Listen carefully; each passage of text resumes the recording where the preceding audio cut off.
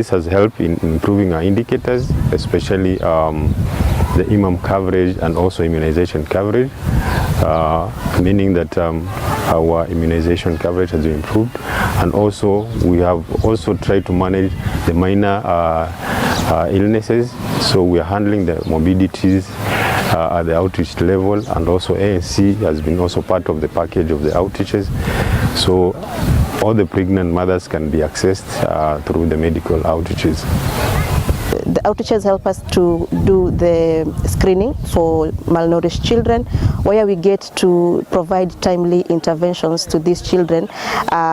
Some of them, the severe acute malnourished children, are put into the program, and also the moderate acute malnourished children. But now the main challenge with the county has been on nutrition commodities, especially for the OTP, that is for the moderate acute malnourished children. But we believe with support from the county through advocacy sessions, we can get these commodities to support the children.